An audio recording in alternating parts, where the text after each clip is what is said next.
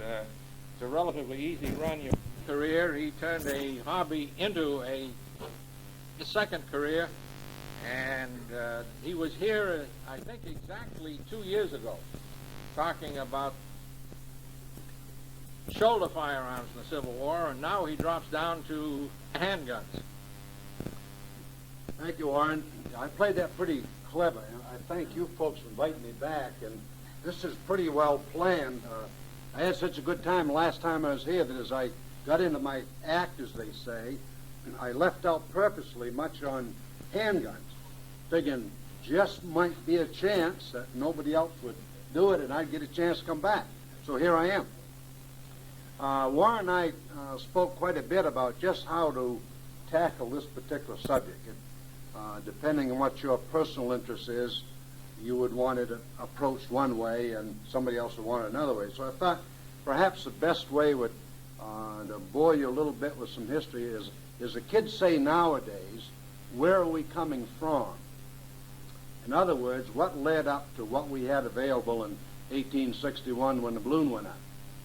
And we'll discuss that a little bit. And then I have some pieces here that I'd like to show you, and I'd like to hold those perhaps till the end.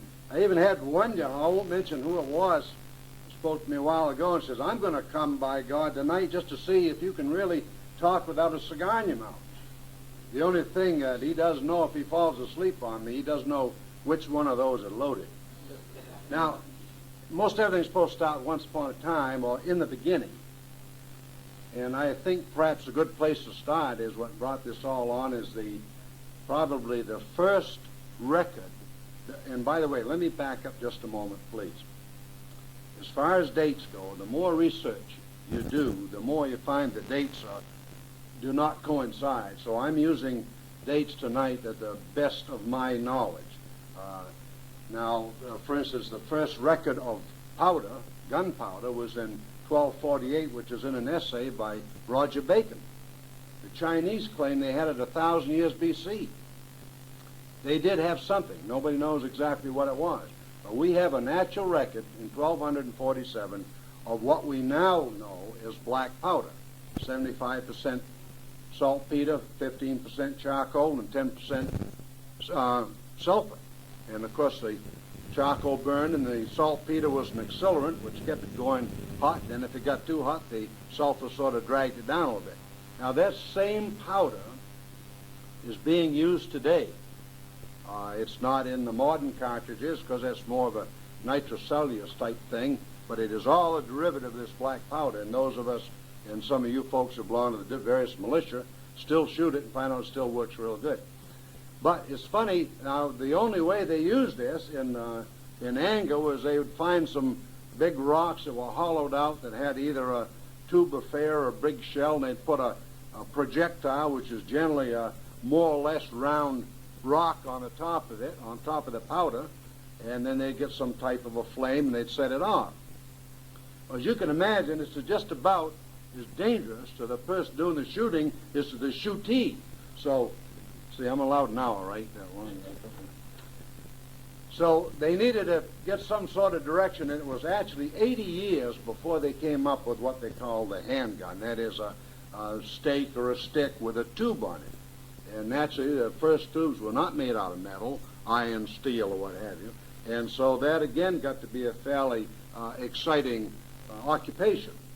But at least people were realizing here we have some power for a propellant, and we want to try to give it direction. It's interesting to note that black powder, or this powder that was recorded, stayed the same and was the only propellant known of any kind for 600 years. Okay, so now we got a little bit of direction of this thing. So what can we do? The only way you can set this thing off is to take run around with a pail full of hot coals and somehow get them out and touch this thing, or run around with a flaming brand and touch it. Well, this is a little difficult to do, and on rainy weather it got to be real sticky. So the next thing we had coming along was a matchlock, which was actually a fixture put on a barrel of a gun, using handguns as well as long guns, that had a little vise, and it contained what we used to call as kids punk or a slow match. And what it was actually was hemp that was soaked in saltpeter, and it burned real slow. But here again, if you thought you were going to use this within the next, say, 10 or 15 minutes, you had to light the bloody thing. It didn't light by itself. So here again, we had quite a disadvantage. And it was very, very difficult for people who are trying to conduct an ambush at night. You run around and see all these little glowing things in the woods, and it's pretty hard to sneak by with something like this going on. So we have, in the 1500s, we have people realizing that we've got something that's going for us, but we got one shot, and that's it. It takes about 15 minutes more or less to load the thing again. So we have the first record or the first discovery of multi-barrels. In other words, you get more than one shot, right? Some of them have 4, 5, 6, 7, 8, 9 barrels. So people are thinking all the time. Here we have the beginning now of firepower. Certainly not as we know it today, but the thought was there. Okay, the next big thing was in 1521, which was the wheel lock. And it worked very similar to your cigarette lighter. It had a little wheel in it with a chain on it, which you wound up against spring pressure. And then when you released it, it turned against pyrites and provided the spark or the fire for the pan, for the primer. And that went in, of course, your main charge and set your charge off. Okay, now in 1543, we have the first governmental armory, and that was set up in England. They decided, okay, we're going to need a bunch of these things. We just can't let it go to individuals, so they actually had a government armory on this date. In 1547, they came up with the rifling, which of course is the twist in the barrel, and rifling is a name from Germany, Rifflin, the word Rifflin, which means to groove or to twist. And this, as we can see later on, made a whale of a difference in the accuracy of your arms. You gave it the rotary motion, which gives you the gyroscopic effect, and it made all the difference in the world. Okay, then now the first big thing was in 1580 was the snappance lock, and it's very similar to what we have as a flintlock now. A little bit more crude, and snappance is a corruption, really, from the Dutch term chicken thief. So you can imagine who came up with this thing. You know, they wanted something they could run around at night in the chicken house without something glowing and sparking, and it worked with flint or pyrites just like the flintlock does, and we'll look at that a little bit later. The next is the flintlock in 1630, and this is the first real major change in a locked action of a gun. And this thing is carried through, well, it went all the way through into the 1850s, really. So you can see how good and how well that worked. Here we have a chance where the pan that has your priming powder is covered, more or less protected from the elements until you get ready to fire it. You don't have to have a warning. You don't have to light anything up. You don't have to carry a bucket of coals around, so you're in pretty good shape. Now, the Kentucky rifle probably ought to be mentioned very briefly in 1710. As you know, most of the weapons up to this time were very large bore, smooth bore, and had some question about accuracy. When they decided to rifle these things, and then the people in Kentucky, or I shouldn't say Kentucky, in Pennsylvania, who made up these rifles, decided if we can make a little bit smaller caliber, use this rifling, we can have a much more accurate cartridge. And as it turned out, and I'm sure you've all read plenty of accounts during the Revolutionary War and wars since then, in which the Kentucky rifle outshot everything they had. The average caliber of the Kentucky rifle was about 45. It went across from all the way down to 31 caliber, 28 caliber squirrel rifles up into the 50s. But it was a long, slender weapon with a full-length stock. It had the flintlock.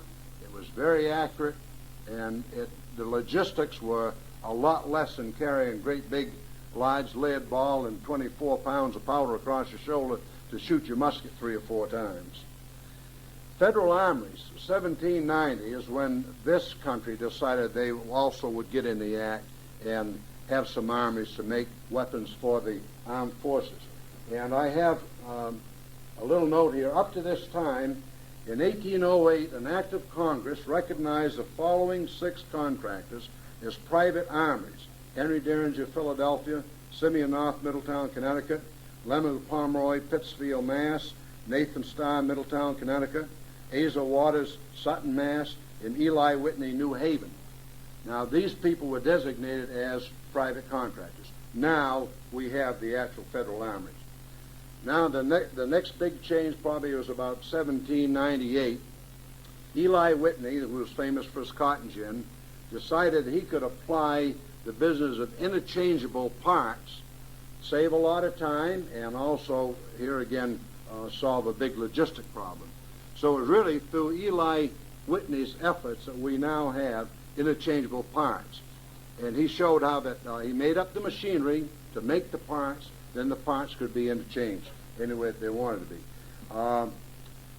Now we have a little change in ignition, and we're starting to make some progress now. In 1807, a Scotch Presbyterian minister by the name of Forsyth, who was kind of a hobbyist in chemistry, worked a lot with fulminated mercury, fulminated silver, and fulminated gold. And he found that a compound of fulminated mercury worked up would explode if you detonate it. So he started playing around this, and he actually made a pistol that used fulminated mercury, a few grains of it, and the hammer came down and hit that, and that was your ignition. Now, this is a big step away from the flintlock. But he also, in the beginning, did not quite understand the potency of this fulminated mercury. And as a result, he blew up 3 or 4 guns and almost did personal harm to himself before he realized this is a great priming powder, but it isn't worth a dime for propellant powder. Now, as later on, it was about 7 years later, when Joshua Shaw of Philadelphia developed the little brass cup that we call the percussion cap. And with fulminated mercury on that, he had a tool or a fixture that he could use to ignite a gun. Now, this is the beginning of the percussion area. We're getting away from the flintlock and all its problems. We're having a real watertight ignition system, and a much easier one to handle. And as you can see later on, it got to be, well, it went on until 1848. The federal government called back all the flintlocks and had them all converted to percussion. Of course, before this time, the private contractors, as soon as they saw what a great thing this was, they started making them in percussion anyway. So that probably was the single, during this period, the single greatest advancement we've had. As a matter of fact, the percussion cap really is a basis for modern ammunition. You stop and think even a center fire round of ammunition with its primer in it, that really is nothing more than an elaborate percussion cap. So it was quite a thing. Now in 1811, you heard a real fine discourse by a gentleman here a year and a half ago on the Hall rifle. A gunsmith in Portland, Maine, who came up with taking Eli Whitney's idea of the interchangeable parts and really applying it to the manufacture of arms. And he also, of course, had the first successful breech-loading arm that the Army adopted. The only problem is, although it was successful, it had its drawback, and the greatest one was the gas leakage out around the breech of the weapon. And it was a long time before we overcame that particular thing. Captain Joshua Shaw, we've already discussed. The first practical revolver, let's jump over some of these things in between.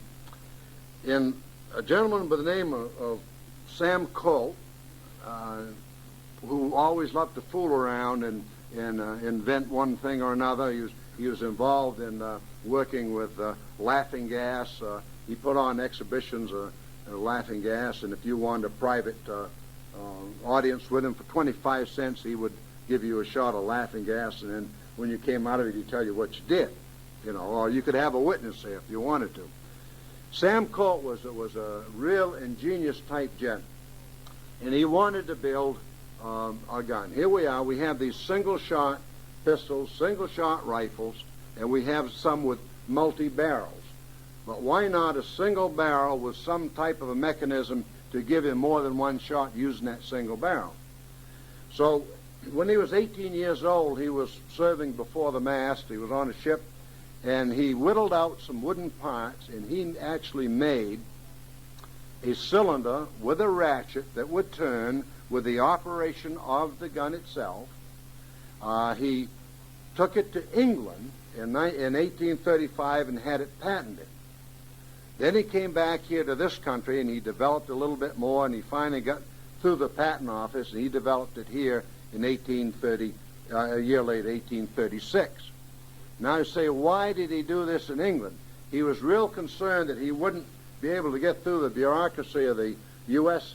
Patent Office, so he thought, well, let me get it done there. And if it works out real good, this will even prevent England, who was way ahead of us in the firearms business as far as numbers of firearms manufactured.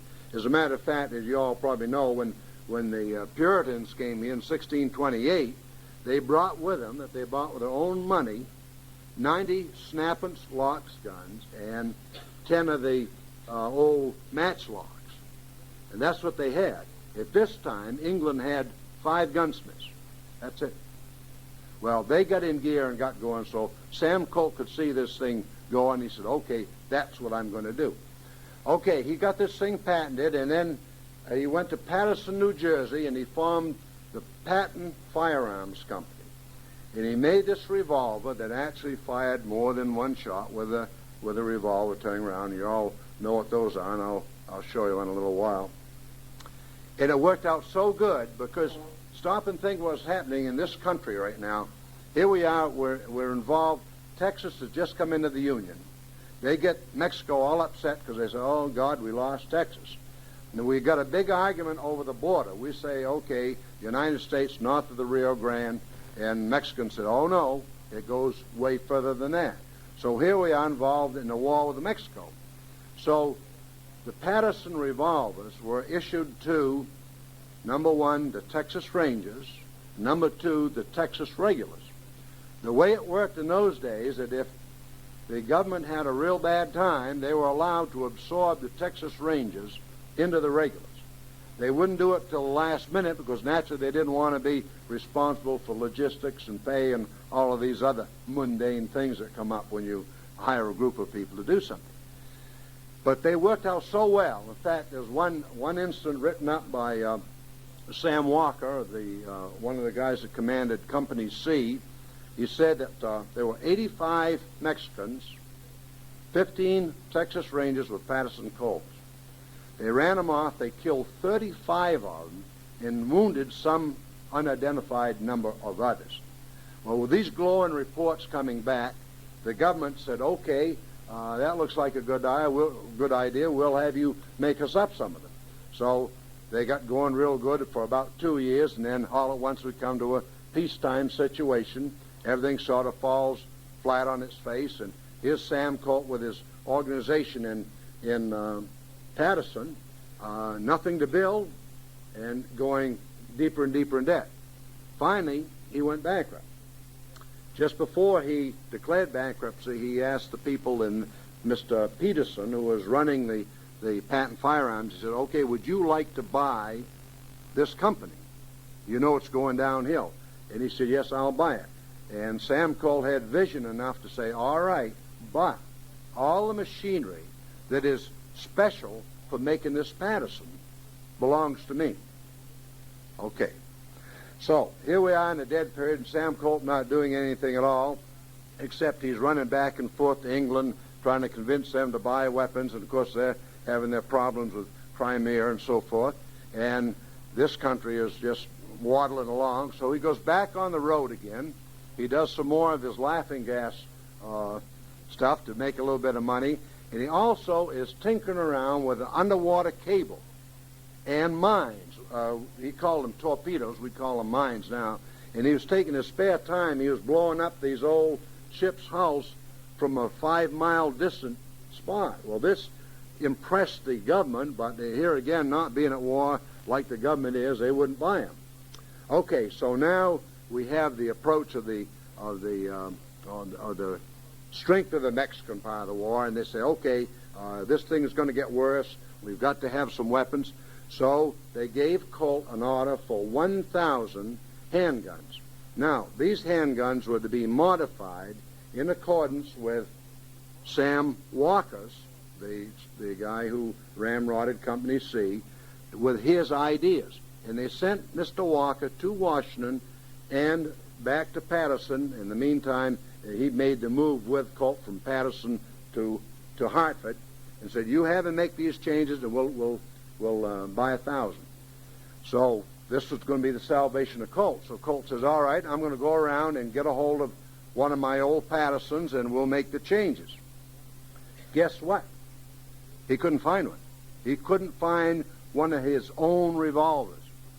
When the Patent Firearms Company went broke, Mr. Peterson, who then owned it, took every gun that he had, that they had them squirreled away here and there, and he got rid of them, sold them, turned it into cash. Sam Colt had to go out and borrow one of his own guns to use as the start of this Colt, which turned out to be the Colt Walker. All right, he turned this thing out, and it weighed 4 pounds and 9 ounces. Now, with our term we're using tonight, handguns, we're talking about something that's supposed to be held in one hand as opposed to a shoulder arm. I know if you watch TV, why they don't use one hand. The cops say, "Okay, hold it, turkey," and they got both hands wrapped around it. But what I'm saying is a weapon that is capable of being used in one hand. One hand can do the whole thing. The glowing reports from the Walker Colt were so great that Sam Colt was in business. He was in business from this moment until the day he died in 1862. Now, what he did, he needed a new location with all of this work coming in, so he moved to South Meadow in Connecticut, just outside of the edge of Hartford. He was on a bank of a river that had the bad manners of every once in a while rising a little bit higher than the basement of the houses. So he built a wall around this place, 1.25 miles long, 30 feet high, 100 feet thick at the base, and 40 feet thick at the top. Now, that's quite an undertaking when you come right down to it. And they all laughed at him, but everybody sort of enjoyed driving down the wall and back, just like going down the promenade. And that wall stayed there, and Sam Colt continued to prosper in this thing. To give you an idea, Sam Colt was in production of his weapons for 14 years. Now, when he passed away in 1862, he had over $1 million in fluid, what is it, Dick? How do you say? Fluid cash, liquid, what's a good name for it? Cash flow in it. He had the cash. And he had over $5 million worth of equipment. So in 14 years, the gent, I would say, did pretty well. Right? Okay, I didn't tell you all about his getting married and all that stuff, because I don't think it has a heck of a lot to do with guns. But a gent by the name of Root, Mr. Root, who was his foreman for a long time, and matter of fact, his foreman at the time of his death, carried on the Colt Company. Of course, the Colt Company is still in business right now. Now, a couple of things you got to remember. Colt, when he got this patent in 1836, he had the patent for the rotating cylinder. Nobody else could infringe on this. So he had this thing locked up solid. All right, now they say at the end of the patent period, 7 years normally, he'd lose it. No, he also knew that there was a clause in the law that said if when you apply for your patent, if you feel that your drawings or your description is not as accurate as it should be, you redo them and reapply, and your patent starts from that date. Well, that's what Sam Colt did. But in the meantime, the people that are in competition with are from England. And you say, oh, wait a minute, he got a patent in 1835 in England. He did, but the way they got around it, instead of being the open-top Colt, and I'll show you again later, they made a solid frame revolver. Dean and Adams and Tranter were the companies that gave him the worst time. They had a revolver that worked. Not only did it work well, but it was double action. You didn't have to cock it each time. All you had to do was pull the trigger. All right. His Patterson Colts, when he first made them, sold for $125. Can you imagine what that would be in today's dollars? This is one of the things, of course, that naturally that kept the sale down. When he finally started making the Colt Walker, the Dragoon 1, 2, and 3, and so forth, all the way up through, his contract to government was for $25 a gun, or with all the accoutrements, which meant generally there was a pair of guns and a pair of flasks and bullet molds and all that, $28. So this gives you kind of a rough idea of what was transpiring. I got a couple of figures here I kind of wanted to. During the Civil War, the government bought over 200,000 Colts. The Colt was the number one sidearm in the Civil War, number two being the Remington, and the government bought 125,000 of those. So it gives you an idea that, you know, what's... okay, Remington, 125,314. So make me a liar for 314. Jocelyn, 44, 1,100. Pettingale, 2,001. Butterfield, no number known. Savage, 36 caliber Navy, 11,284. In the Star double action 44, 47,952. Ben, of yours is one of these, right? Now, at the outbreak of the Civil War, the Union had on hand 530,000 muskets. During the first year, they manufactured 10,000 during the entire period of the Civil War by buying, and this includes their armories plus what they bought for Europe, 22,130. Now, that's a lot of weapons. Okay, let's talk just a minute now about some of the people that tried to infringe on Colt's idea here. We already mentioned the Dean and Adams. Other people came up with weapons, and every one of these suits that Colt brought to court, he won. So nobody else could touch him. Now, here we are with these still cap and ball muzzle loaders, if you will. A gentleman by the name of Roland White had invented a cylinder for a revolver with what they call a bore-through hole. In other words, you can insert a cartridge in it. He had this patent, and he didn't know what to do with it. Smith & Wesson knew exactly what to do with it. They bought it from him.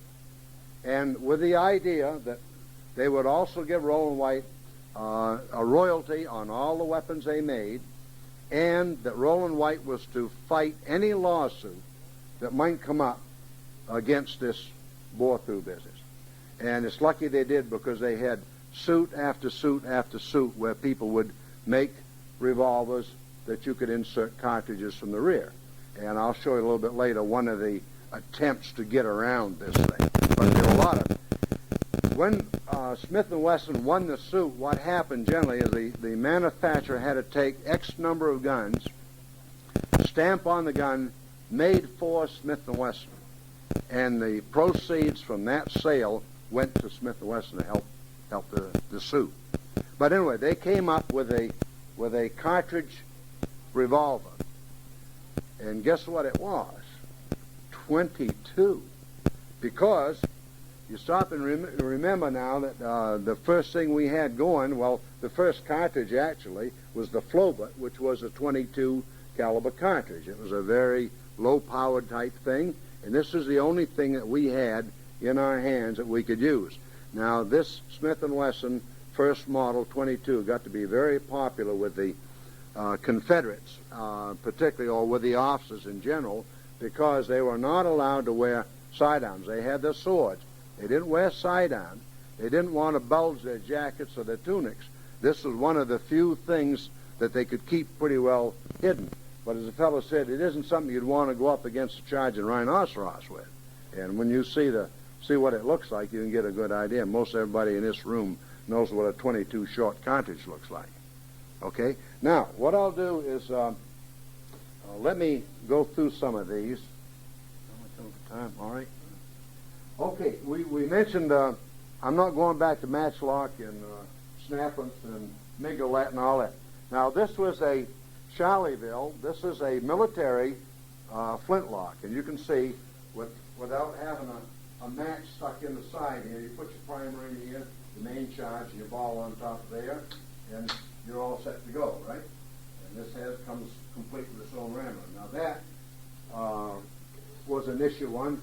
This, I mentioned Simeon North as being one of the very, very, is this going to be all right? I'll turn it around. This is a Simeon North, and this is quite a rare model. This is the 1821 right here. And as I said, Savage being one of the more prolific manufacturers, his was quite popular. Now, we talked a little bit about trying to get more than one shot out. So here you go. Here is a double barrel. Now, can you imagine carrying this stuck in your whatever, you know, around? You can see how massive they are, but that was their answer to more than one shot, or one of their answers, right? Okay, now, we get into percussion area, and I said in 1848, the armories called back all the flintlocks and had them converted to percussion caps. Now, this is a conversion. This is what they call the number one conversion. And there's three basic conversions. One is to take and fill up the touch hole that you had for the flint, drill this nipple in the top of the barrel, right? Second one was a bolster that was welded on the side and had the nipple in it. And the third one had a drum in the side with a nipple in it. This is the number one. And you can see, when you look at it later, you'll see a little brass piece, and that's where the pan was back in the days when it was a flintlock. So that's the conversion. Now, here's one of the first ones manufactured as purely a percussion. You see, it's a little bit different. And here again, you got to remember that one of the importances of the handgun, of course, is that you can carry it relatively easy on horseback or on the side. In the Navy, for boarding parties, it's pretty awkward to have a musket in one hand and a cutlass in the other. So they were extremely popular. In fact, the petty officers were armed with boarding pistols. Some of the Navy boarding pistols, you'll see a brass hook where they hung on their holster on the other side from the cutlass. This one, you see, it's made so that you won't lose this thing overboard. Now, if you lose it down in the grass, you might be able to find it. But your ramrod gets to be a pretty important part of this thing, so when you get done using it, you put it out, and this grasshopper prevents you from losing it. Now, in the meantime, the military weren't the only ones that had nice percussion. This is one with the same idea of retaining the ramrod, but it is a civilian one. It's made for a target, and it has an unusual feature on the side you look at. It's a block so that you can set it down and it does not hit the primer. You cannot rest the hammer down on the percussion cap to carry it, because any jar could set it off. All right. Now, one other thing, we ought to talk just a minute, I suppose, about the importance of the handgun. And this is with the advent of the use of cavalry, particularly during the time that you folks are interested in, you had to have something that you could handle fairly easily. The troopers, of course, were given the cut-off rifles, the carbines. And you see pictures of them with a carbine across the saddle. And the officers had no such thing.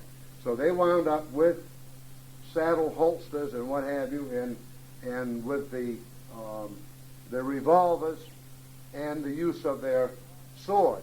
And it's great with a sword. It's good for in-close fighting, but if you can get a guy 10 feet away or 20 feet away before he gets in sword range, that's so much the better. So, hence the pistol. And hence, naturally, the idea of trying to get more than one shot. Now, these types of things got to be quite popular. They're boot guns and hideout guns. Now, Henry Derringer from Philadelphia came up with a very small, large-bore percussion pistol. As a matter of fact, it was a Derringer, of course, that shot Abraham Lincoln. See later on, it's exactly what killed President Lincoln. Okay, this is unusual. Two barrels, two hammers, and one trigger.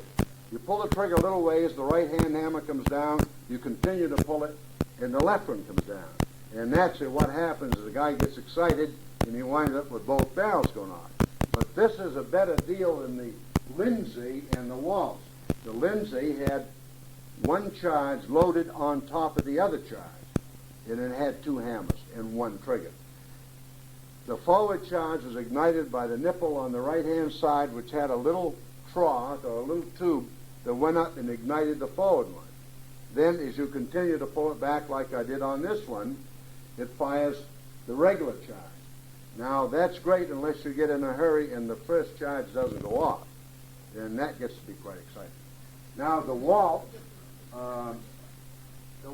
was like a regular revolver, except two hammers, and in each chamber, here again you had that little tube that went up to the forward part, so you double loaded each chamber. So the 5-cylinder waltz became a 10-shot, and the 12-cylinder waltz became a 12-shot.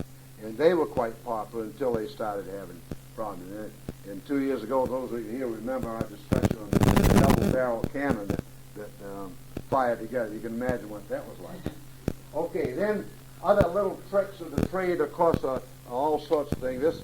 What happens when you fire you're in close fighting? Well, you put your finger back in the trigger guard and you're all set. Shades of the switchblade. I'll leave that on see that. Okay, I mentioned the pepper box, or perhaps I didn't, but the more than one barrel, rather than going to the cylinder like Colt did. This is a pepper box. And here again, this is the answer to more than one shot. The first pepper boxes were so crude, they had to be turned by hand. And a lot of them didn't lock too well. And you would find out that you were missing the nipple quite frequently. This one, by just pulling the trigger back, it will rotate the barrel, cock, and fire the hammer. So that gives you an idea what they were doing with those. I mentioned the pin fire very briefly. This is a pin fire right here. And one of the answers to the bored-through cylinder for the cartridge, this cartridge had a little pin on the end of it. And when the hammer, which is just completely flat, comes down on the pin, it hits an anvil on the other side of the cartridge, and it goes off. Here again, I don't want to point this thing at you, but then that one is loaded. It gives you an idea, hey, if 1 or 2 or 3 shots, let's have a Roy Rogers gun. Let's have one where we can shoot about 20 Indians without reloading. That one you just about can. Okay, now, I mentioned the Henry Derringer. This is a Henry Derringer.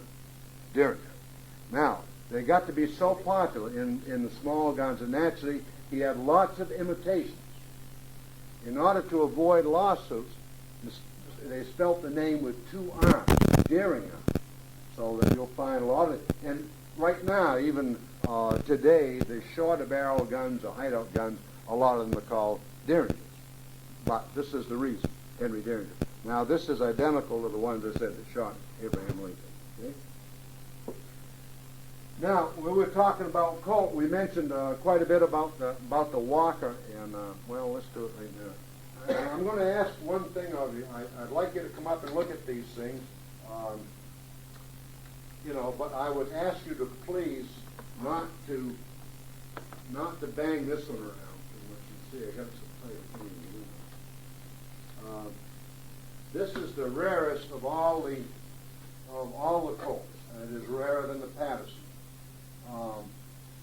That's the 4-pound, 9-ounce Walker Colt. They made 1,000 companies, A, B, C, and D, right? 200 apiece. Then they started with 1,001, and they put an order in for 200. They only made, as near as I can tell, about 165 of those.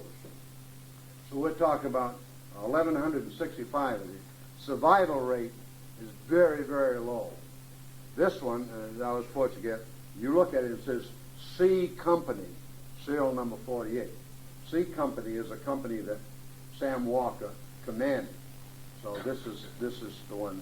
Probably this C Company one was made before Companies A, Companies B, and Companies E, because Sam Colt was a great politician, and one of the reasons he sold a lot of his stuff is he would give somebody a presentation Colt, and of course he had them right across the barrel then, and they were very receptive to most anything. They'd listen to him anyway. And of course when he went to England, and he was running back and forth to England, he went to the exhibition over there, and I don't know that he knew it ahead of time, but the American part of the exhibition was so terrible that his Colt Colt shown out beautifully, and everybody made comments about it. And here again, he's moving this thing all the time. He never stands still.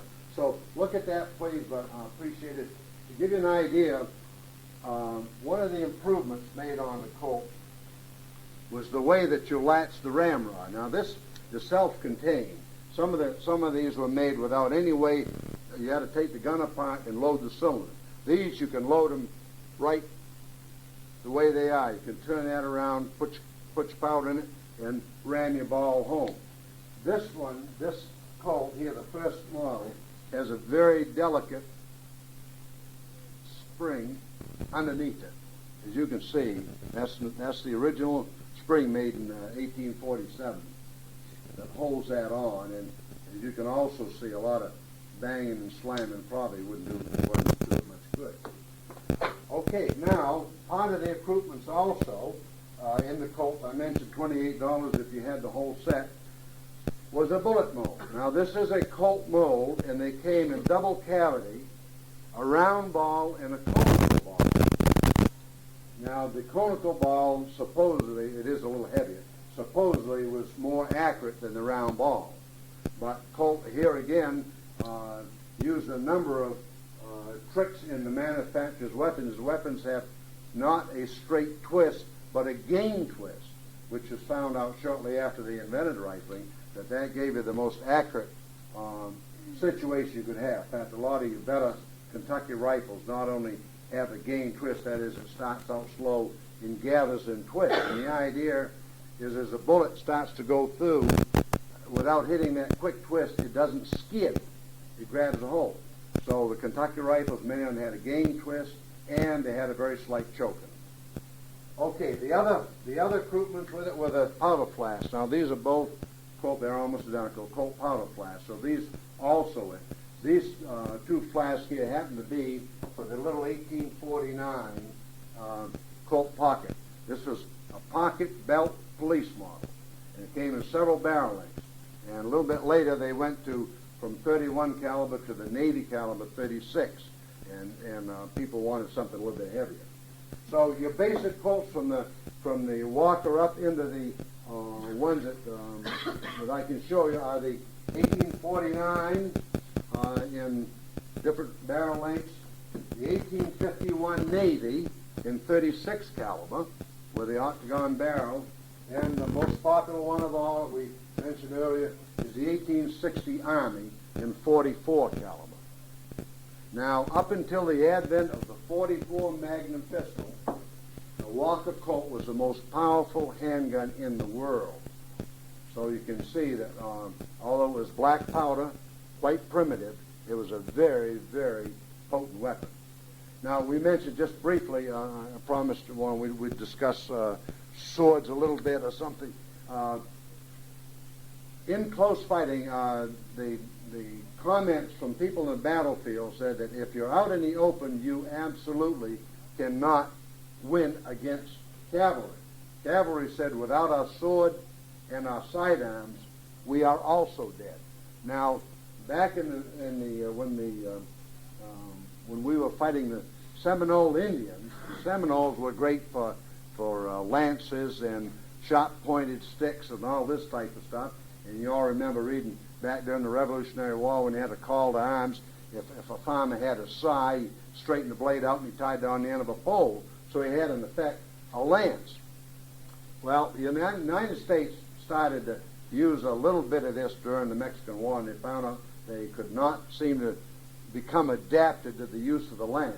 They were always either misguiding or they went past the guy with, you couldn't turn fast enough, so they wound up, of course, leaning more and more on the sword.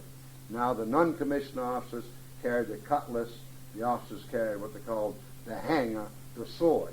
And for in-close fighting, of course, that's the only thing that saved that and this. And with six shots instead of one, you had 6 times the chance of surviving as you did before. Okay, now, I mentioned other companies other than Colt. Now, this is a different style. This is an Eli Whitney 36 caliber Navy. And it happens to be a Navy. If you look at it close enough, you'll see the anchor, the old anchor stamp right on it. If you notice, this has a solid frame. right? That makes it a little bit stronger than the Colt. The Colt is open top. If I pull that wedge out of there, this slides right off, and all you have holding it is a pin through the cylinder. Now, as I said, when they were trying to get around the patent infringements, this is the one that gave Colt the worst time. This is a Dean Adams. Now, as you can see, the way they got around the patent was they had a complete frame gun in lieu of the Colt. The first model they had to carry a little ramrod in their pocket. They carried extra cylinders and all this. Then the modification was the ramrod on the side so that they could load it en route. Now you'll find in the Colt business, you'll find the Wells Fargo model, storekeeper model, several of those with no ramrod. You say, oh my God, somebody lost a ramrod. No, they were made that way. The idea was that, if possible, you carried an extra loaded cylinder in your pocket.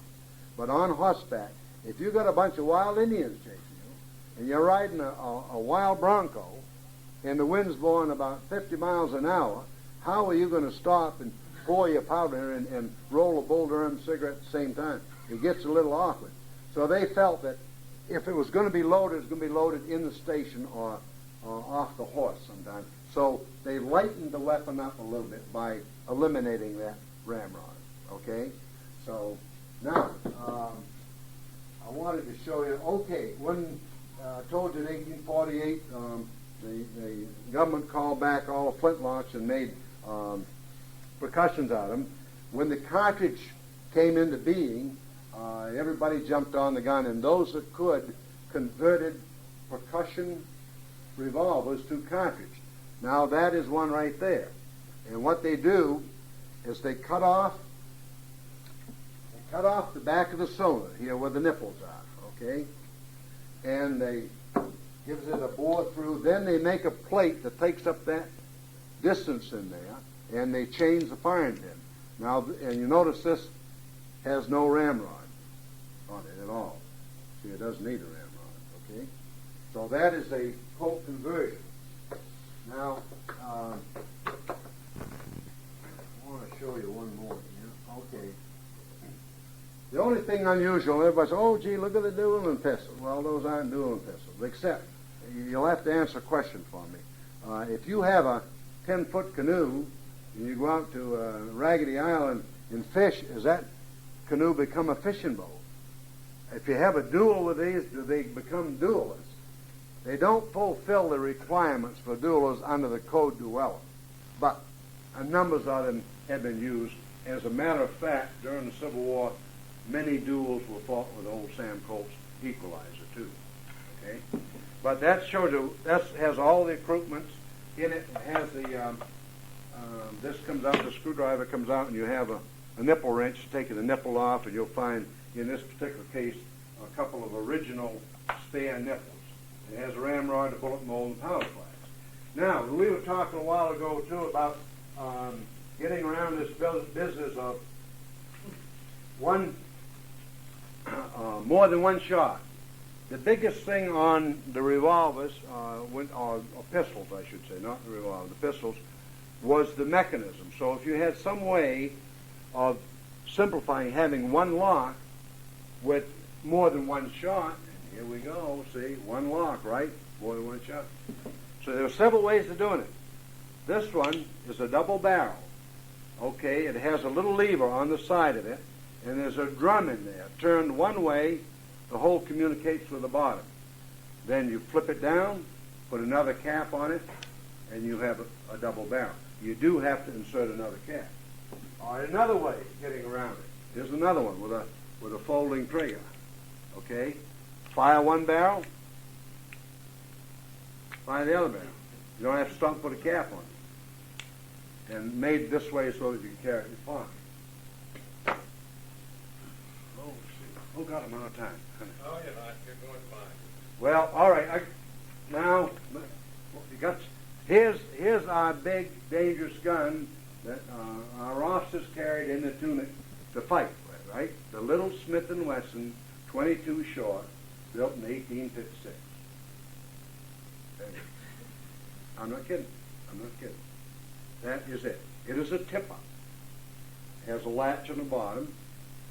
Tips up, cylinder comes out, and you dump the shells cartridges out of this one.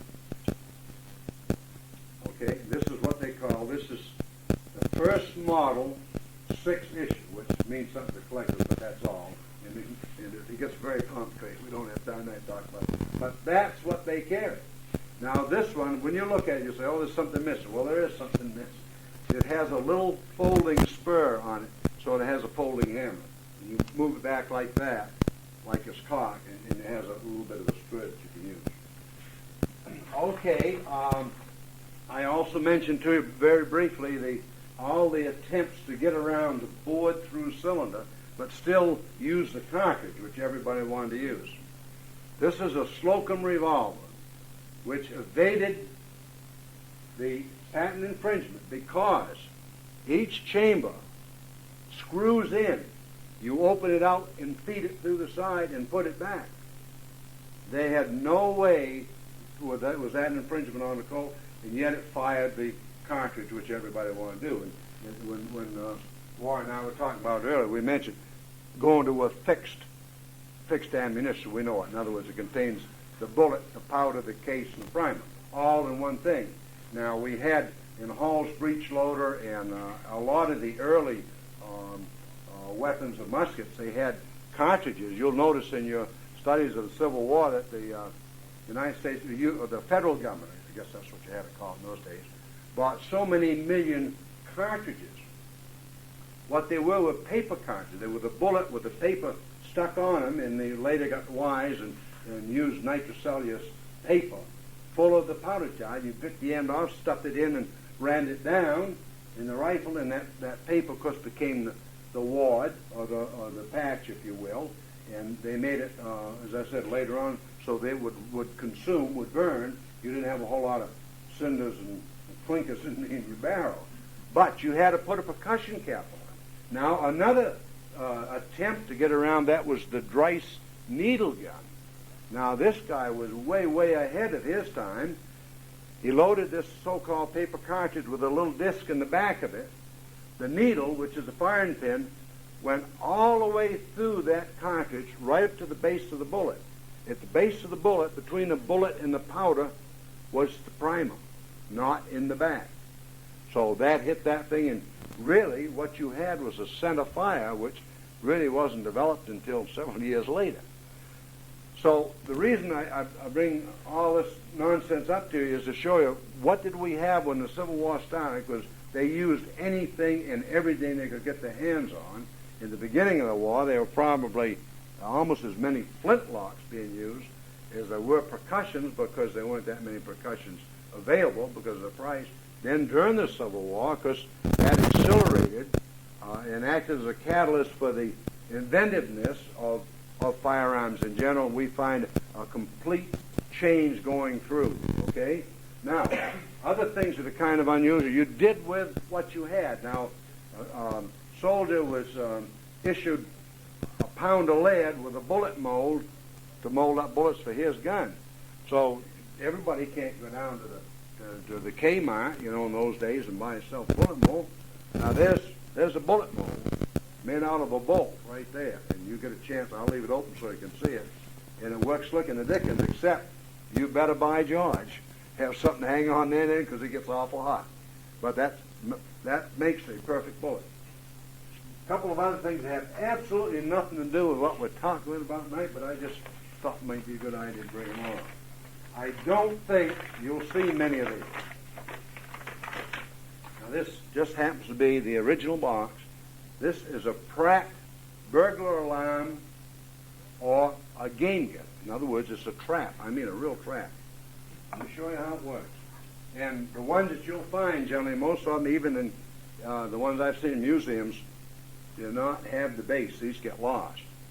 This is screwed down on the windowsill, right? Or on a log next to a runway or trap. This is a muzzle loader. That's why I thought it was all right to bring it. Put that up, and I can, if I push it over hard enough, cock that thing. Okay. I won't do that. Then you run a string through here, through this eye. And what happens when that, I don't want to slam it down. What happens, we'll say it's pointed that way, something trips that string, it immediately brings it right over there and fires it, both barrels. So that's a little bit unusual. And also in there, the original description of the papers on how to work it and everything else. Now, you can see that wasn't made yesterday. And I have, I have one other. Now, I have two of them. I said, these have nothing to do with what I'm talking about, but to give you an idea, some of the different things that you could do. Now, this was a real early billy club, they used to call them, right? An attention getter. It also, as you can see, has a hole in it, and it also is a gun. Now, you put a shotgun cartridge, big brass cartridge in there. There's the firing pin in there. You put her all back, and you use it just the opposite, the handgun. When you get done with this single shot, you fired it. You don't have time to, in the heat of battle, to reload it. What do? You turn it around, and you have a persuader. Just you persuade in one hand, and you sword in the other, right? This one, you have a persuader first. If that doesn't do the job, you cock that little baby. Just press that thing right there, and it fires. Okay? Let's say it has nothing to do with it. Now, to give you an idea of what went on sort of after the Civil War time, as we said, as I think we all agree, the Civil War started an awful lot of this stuff, right? Things got kind of patterned after Derringer, things that were hideout guns and so forth, things of that type. Everybody wanted to come up with something a little bit unusual, all right? So you're walking down the street in Chicago, all right? Squeeze grip, that's called a Chicago palm pistol. Now, inside, all of these chambers, and I'll leave it open, it'll all come up if you want to see it, are loaded. You hold that like that, and by George, get your finger out of the way when you get ready to let it go, right? By squeezing this trip right here, this catch, and squeezing that hand, you do several things. You rotate that cylinder in there, you bring the firing pin back on that cam, and you slam it forward. As fast as you can squeeze it, you fire it. Now, naturally, this is after the Civil War, but these are some of the things that people got thinking of while they were developing things during the Civil War. So I guess normally I'd say this is the end, right? In the development of firearms with the Civil War, this is the beginning.